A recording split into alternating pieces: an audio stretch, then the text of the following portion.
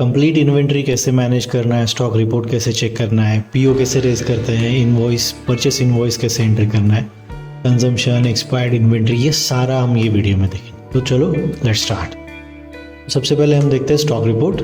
जो यहाँ पे इन्वेंट्री सेक्शन जो है वहाँ पे स्टॉक रिपोर्ट मिलेगा।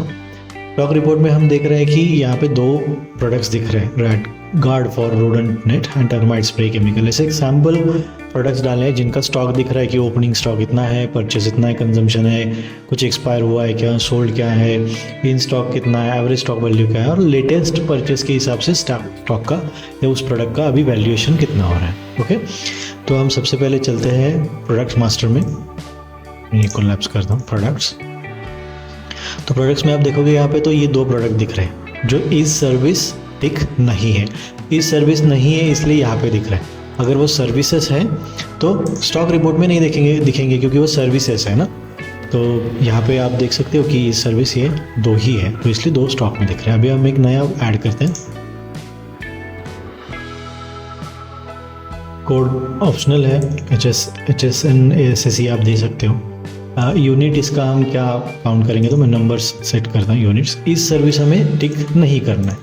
तो परचेस प्राइस समझो फॉर एग्जांपल 2500 पर यूनिट है और सेल प्राइस 3500 है। एमआरपी कितना है तो 4500 हम एमआरपी सेट करते हैं। अभी यहाँ पे मैं ओपनिंग स्टॉक नहीं डाल रहा हूँ, बाद में ओपनिंग स्टॉक डाल के देखते हैं कि स्टॉक रिपोर्ट में क्या फ़र्क आएगा। तो टैक्स सेट करते हैं 9% CGST एंड 9% SGST सेट कर रहा हूँ। ओके, तो यहाँ पे मैं सेव करता हूँ। स्टॉक रिपोर्ट को एक बार रिफ्रेश करके देखते हैं तो नहीं दिख रहा है क्योंकि इसका स्टॉक ही नहीं है, ओपनिंग स्टॉक भी नहीं डाला हमने, परचेस तो हुआ नहीं है इसलिए वो यहाँ पे नहीं दिख रहा है। अभी मैं यहाँ पे क्या करता हूँ, पिजन नेट को ओपनिंग स्टॉक सेट करता हूँ। समझो 25 नंबर्स हैं अपने पास, तो यहाँ पे दिख रहा है pigeon net 25 stock 25। Average value नहीं है क्योंकि हमने उसका ओपनिंग स्टॉक डाला है। ओके, जैसे हम परचेस करना स्टार्ट करेंगे तो उसका स्टॉक वैल्यू वगैरह कैलकुलेट हो जाए। तो प्रोडक्ट ऐड करना समझ में आ गया। यहाँ पे हमने प्रोडक्ट ऐड किया, पहले दो ऑलरेडी थे, हमने पिजन नेट करके एक नया ऐड किया। अभी हम क्या करते हैं कि इन्वेंट्री का फर्स्ट स्टेप जो है परचेस ऑर्डर, वहाँ पे जाते हैं। अभी परचेस ऑर्डर क्या होता है कि हम वेंडर के पास अपना ऑर्डर प्लेस करते हैं। नेट खरीदने के लिए हमारे पास कोई वेंडर है स्पेसिफिक, तो उनके पास हम अपना ऑर्डर प्लेस करते हैं। तो यूजुअली क्या होता है, आप परचेस ऑर्डर जब देते हो तो इट्स ऑप्शनल, आपके पास एक एविडेंस होता है कि आपने ये परचेस ऑर्डर इशू किया था वेंडर को, बेसिस ऑन विच आपको इतना मटेरियल रिसीव हुआ है, वो हम परचेस में लेंगे बाद में। परचेस ऑर्डर कंपलसरी नहीं है, आप डायरेक्टली परचेस भी कर सकते हो, but it's recommended to go with purchase order. तो परचेस ऑर्डर बनाना ज़्यादा बेनिफिशियल है in terms of process, in terms of security, in terms of strategy things. Okay, तो हम न्यू परचेस ऑर्डर क्रिएट करते हैं। ऑर्डर इशू करना है वो यहाँ पे सिलेक्ट करेंगे। Purchase order date by default आ जाएगा, आप अगले डेट का वगैरह भी बना सकते हो।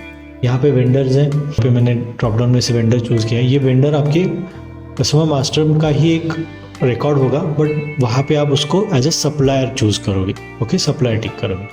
तो जैसे मैं यहाँ पे एडिट करके दिखाता हूँ, टाइप कस्टमर की जगह पे वेंडर होना चाहिए। तो जितने वेंडर टाइप है वो सारे यहाँ पे दिखेंगे, बाकी कस्टमर्स नहीं दिखेंगे क्योंकि कस्टमर्स को आप परचेस ऑर्डर इशू नहीं करते हो, सिर्फ आपके वेंडर्स को इशू करते हो। ओके, देन ब्रांच, कौन से ब्रांच से ये पीओ रेज कर रहे हैं, अगर एक ही है तो आप HO से कर सकते हो। Then place of supply, then status है असाइन टू है। तो अभी मैं से लॉगिन किया तो एडमिन असाइन टू में दिख रहा है। ओके, हम दूसरे को किसी को भी असाइन कर सकते हैं ताकि इसके ऊपर पीओ के ऊपर वो फॉलोअप करे या उसको आगे परचेस में ले सकता है। न्यू प्रोडक्ट, मैं यहाँ पे पिजन नेट चूज़ करता हूँ। अभी यहाँ पे सर्विसेज नहीं दिखेंगी, सिर्फ प्रोडक्ट्स दिखेंगे। हमने प्रोडक्ट मास्टर में देखा था कि पिजन नेट हम 15 ऑर्डर्स क्वांटिटी बाय कर रहे हैं। परचेस प्राइस बाय डिफ़ॉल्ट आ गया। तो यहाँ पे डिस्काउंट वगैरह कुछ कम्युनिकेट हुआ है तो वो या फिर सेव। अभी 25 अगर बेस इंक्लूडिंग GST है तो बेस प्राइस यहाँ पे रिकैलकुलेट पे आप क्लिक करोगे तो 2118 है और वो टैक्स लगा के फिर 2500 होगा। Okay, save. मैं अभी ये परचेस ऑर्डर है, अभी मल्टीपल प्रोडक्ट्स भी हम ले सकते हैं। जैसे ये रेड गार्ड नेट भी लेना है तो इसका हमें 10 क्वान्टिटीज़ चाहिए। इसका प्राइस हमने मास्टर में सेट नहीं किया इसलिए नहीं पेच हुआ है, तो ये 1500 का आता है फॉर एग्जांपल। ये भी इंक्लूडिंग GST है। तो सेव करता हूँ पर वेंडर के लिए। बहुत ईजी है, मतलब 2-3 मिनट में आप पूरा परचेस ऑर्डर बना सकते हो। अभी ये परचेस ऑर्डर का प्रीव्यू देख लेते हैं। तो यहाँ पे आपके कंपनी का हेडर आ जाएगा, परचेस ऑर्डर, प्रोडक्ट के डिटेल्स आ गए, रेट आ गया, क्वांटिटी आ गया। अब पूरा GST वगैरह अप्लाई होके आ गया। अगर GST निकाल दिया हमने तो GST 0 हो जाएगा।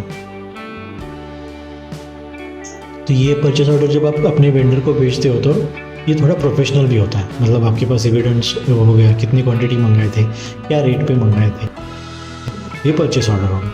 अभी समझिए कि परचेस ऑर्डर देने के बाद वेंडर ने मटेरियल डिस्पैच कर दिया, तो मटेरियल जब आपके पास पहुंचता है तो उसको आपको इन्वेंट्री में लेना है। अभी ये परचेस ऑर्डर हमने ऐड किया तो उसको रिपोर्ट में कोई फ़र्क नहीं पड़ेगा, ये 25 ओपन क्वांटिटी है, परचेस 0 है, क्योंकि अभी हमने सिर्फ परचेस ऑर्डर इशू किया है, ना कि परचेस कंप्लीट हुआ है। ओके, तो समझो हमने कल परचेस ऑर्डर दिया था, वेंडर ने हमें मटेरियल भेज दिया और अभी उसका परचेस इन लेना है। तो एक तो मैन्युअली आप यहाँ परचेस में जाके ऐड कर सकते हो, या सबसे आसान तरीका है मूव PO टू परचेस। ये मूव PO टू परचेस किया, बट अभी क्या हुआ है, परचेस ऑर्डर में पिजन नेट जो है वो 15 की जगह पे 10 ही है, तो मैं 10 करता हूँ। यहाँ पे अगर कुछ बैच नंबर वगैरह है, क्योंकि केमिकल का बॉटल वगैरह तो उस पर रहेगा, तो वो बैच नंबर आप ऐड कर सकते हो। और रेड गार्ड जो है वो 10 की जगह 10 आ गया, तो कोई भी बैच नंबर है तो वो आप ऐड कर सकते हो।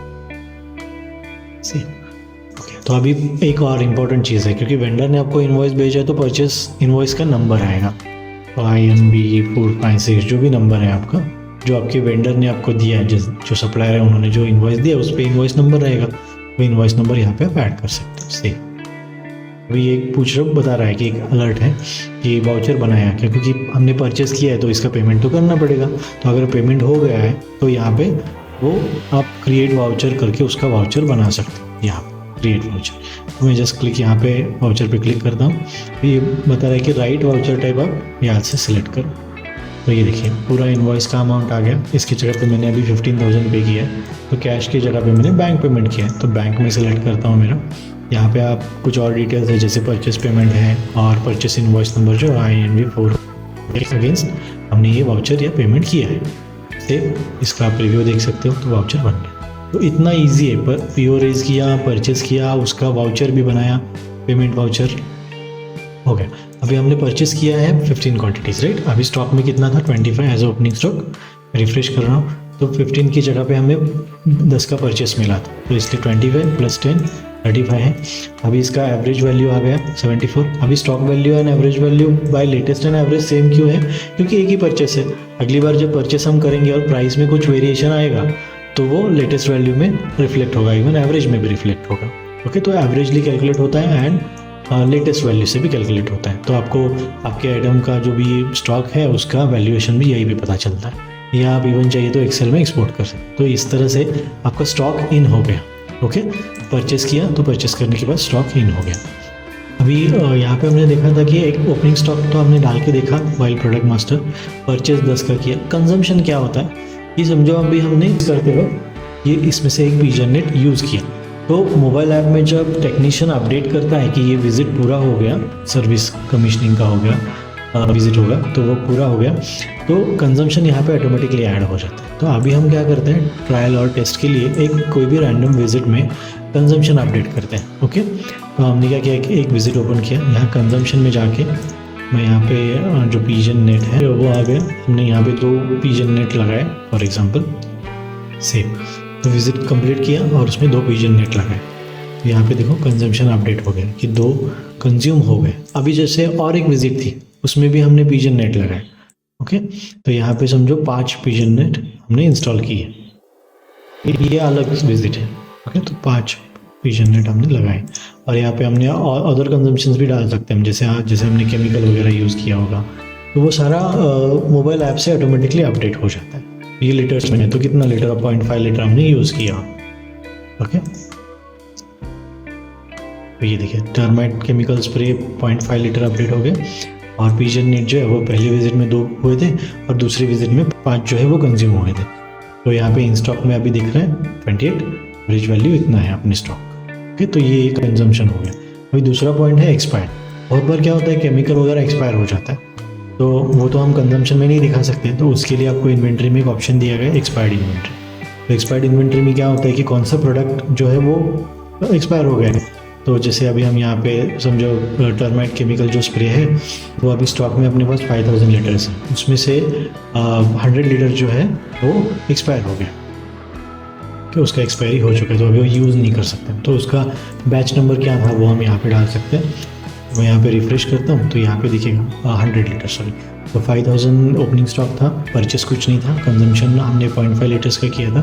100 लीटर जो है वो एक्सपायर हो गया, अभी 4899 का अपने पास स्टॉक अवेलेबल है।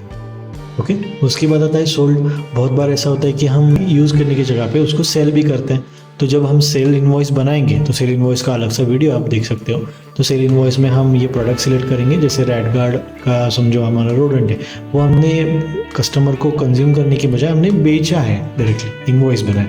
ओके, तो उसका इनवॉइस बनेगा, सोल्ड में आएगा, तो वो सोल्ड में अपडेट हो जाएगा। तो opening stock, purchase, consumption, expired, sold, इसके अगेंस्ट आपका पूरा स्टॉक बहुत ईजीली मैनेज हो जाता है।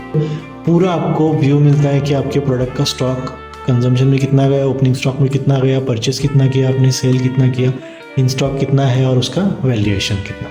तो ये पूरा complete inventory from starting to purchase order, purchase, consumption, expired inventory and sold का। एंड इवन हमने देखा कि प्रोडक्ट मास्टर में वो प्रोडक्ट ऐड कैसे करना है। Thank you.